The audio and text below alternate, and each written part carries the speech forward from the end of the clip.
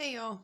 So I keep seeing these videos posted of people putting their bread from the store underwater and it soaks it up like a sponge and doesn't fall apart. I don't know if it's true or not, but I can show you how to make super easy, super delicious bread at home. You don't need a mixer, you don't need to knead anything. Super simple. Here's the video. I hope you enjoy it.